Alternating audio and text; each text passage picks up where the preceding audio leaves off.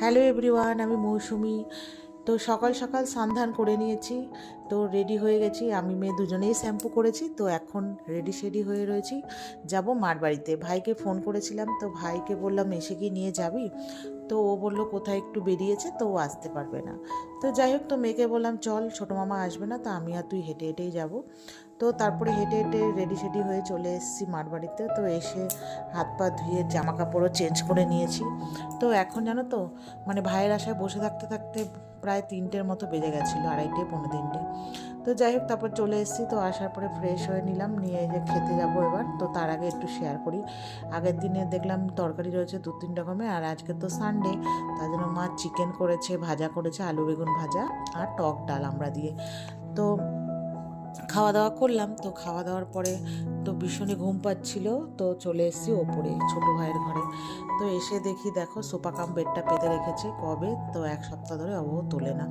তারপরে এসে ওই সোফাটা তুললাম, তোলার পর বিছানার জামা কাপড় ছিল ওগুলো একটু ভাঁজ টাজ করে আমাদের যে খাটে শোবো ওই খাটটাও ঝেড়ে ফেলে নিলাম, নিয়ে তারপরে ঘুমালাম। ঘুম থেকে উঠে তারপরে মার বাড়িতে যেহেতু গোপাল আছে, গোপালকে সন্ধে দিলাম, খাওয়ালাম, খাবার দিয়ে ঘুম টুম দিয়ে চলে এসেছি নিচে। এসে তারপরে মা করলো চা খেলাম। তার বড় ভাই যেহেতু ফুটবল খেলে, তো বড় ভাইয়ের আজকে সানডেতে ছিল একটা টুর্নামেন্ট, তো যেখান থেকে খাবার দিয়েছিল মিয়মরে সব ভেজ আর কি। তো চায়ের সাথে সাথে সেগুলো তো খেলাম 3জনে মিলে ভাগ করে, মা আমি আর মেয়ে। আর ওইদিকে মেয়ে পড়াশোনা করছিল।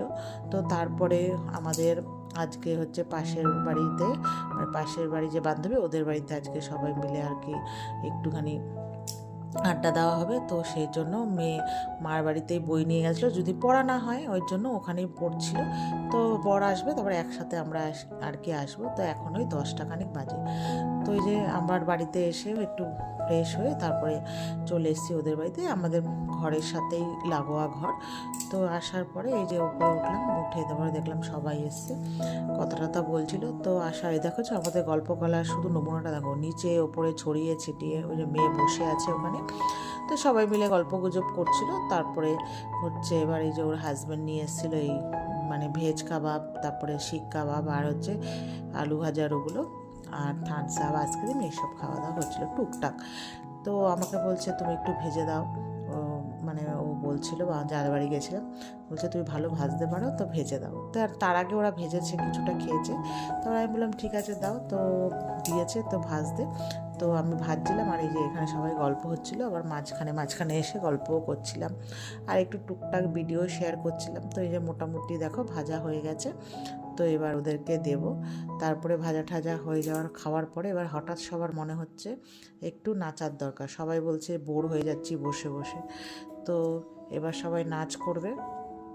তো গানের তো এই না, গান হচ্ছে, একটু পরে বাজ যাচ্ছে, আবার একটু করে কমাচ্ছে, আবার চেঞ্জ করছে, এই করছে। তো বন্ধুরা তোমরাও ড্যান্স দেখতে থাকো। তো আজকে ভিডিওটা এই পর্যন্ত, যদি ভালো লাগে লাইক শেয়ার করো, আশা করি তোমাদের ভালো লাগবে। তো চলো, টাটা, গুড নাইট। দর্শকও কিছু থাকতে হয়।